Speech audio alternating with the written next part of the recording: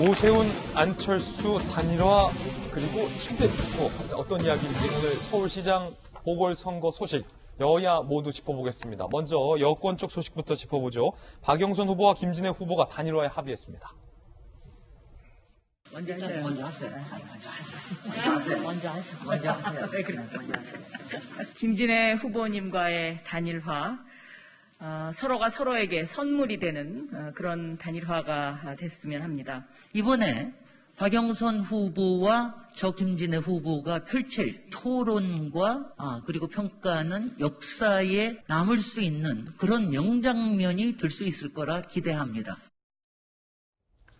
자, 이 두 후보가 이제 토론과 또 단일화 일정 등에 합의를 했다라는 소식인데요. 자, 그런가 하면 김진애 후보의 비서가 음주운전 바꿔치기 의혹에 휩싸였습니다.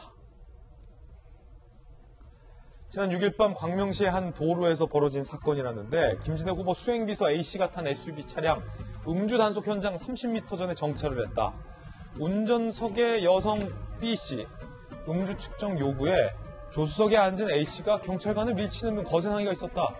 측정 결과 운전석에 앉은 여성 B씨가 면허정지 수준이었다는데 이 A씨가 공무집행 방해 혐의로 입건이됐다고 해요. 그런데 이 A씨의 행동을 수상히 여긴 경찰이 해당 차량의 동선을 역추적해서 주변 CCTV 등을 확인했는데 운전대를 잡은 사람은 처음에 이 A씨였습니다. 자, 김진애 후보 측의 수행비서였죠. 단속 직전 조수석의 여성과 자리를 바꿔치기 했다라는 의혹 경찰이 제기했고 후보 측에서는 A씨의 모든 책임을 지고 사직했다라는 입장을 밝혔습니다. 김영주 의원님, 자, 이 사건 어떻게 보십니까? 글쎄요, 일단 김진애 의원한테는 굉장히 악재일 것이고, 예. 결과적으로는 실제로 보면은 본인이 결국 운전을 하고 오다가 음주운전이 있는 걸 알고 음주운전 한 30m 전에서 옆에 있는 조수석에 있는 분하고 바꾼데 사실 문제는 그 조수석에 있는 여성분도 같이 술이 만취되었다는 거죠. 그렇군요. 예. 그러니까 이제 그런데다가 본인이 같이 술을 먹었을 것 같으니까 알 것 아닙니까? 그러다 보니까 음주 단속하려고 하는 사람한테 이 사람이 가서 이제 제지를 해서 공무집행 방해죄가 된 것이고, 그래가지고 하도 막 난리를 치니까 이상하게 여겨서 CCTV를 역으로 돌려보니까 처음에 어디서 차를 타고 왔는지 하는 것까지 다 나온 겁니다. 그래서 지금 이제 수행비서라고 하면 사실은 의원을 지금 의원 면직이 됐습니다만은 김진애 의원이 어쨌든 근접해서 바로 운전을 하거나 직접 따라다니는 비서를 얘기하는 거거든요. 어떻게 보면 높은 직급은 아닐 것입니다만은 지금 현재 이때가 한편으로 보면 의원은 되게 바쁘고 본인은 좀 시간이 나니까 이제 그런 일인데 절대 저런 일이 있어서는 안 되고 음주운전을 해서는 세상이 어떤 세상입니까? 음주운전을 해서는 안 되고 음주운전을 했으면 본인 스스로가 자백을 해야지 억지로 바꿔치기를 해서 또 안 되니까 저렇게 당하는 것은 너무 더 악질이다 그렇게 볼 수 있을 것 같습니다. 저는 이번에 이 사태를 보면서 우리가 한 최근 1년 사이에 음주운전 때문에 어린 아이가 목숨을 잃고 해서 그 법을 만들기 위해서 국회가 얼마나 노력을 했는지 그 누구보다도 잘 아는 사람이 지금 국회 저는 보좌진일 거라고 생각이 됩니다. 근데 어떻게 저런 행동을 하지?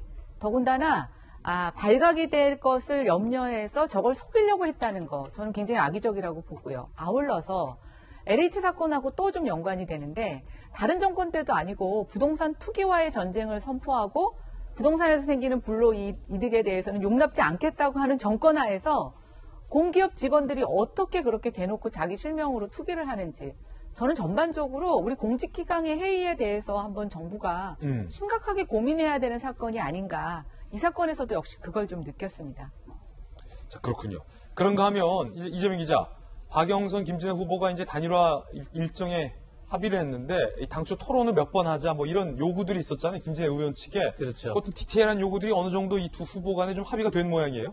김진애 의원은 토론 3번을 문제 조건을 걸었었는데 2번 하기로 결정을 했습니다. 어제. 그래서 11일, 15일 이렇게 두 차례 TV 토론을 한 다음에 그러니까 처음에는 TV 토론에 그다음에 유튜브 토론을 한 다음에 17일 그러니까 3월 18일이 바로 이제 후보 등록 첫날인데 17일까지 단일 후보를 결정하자.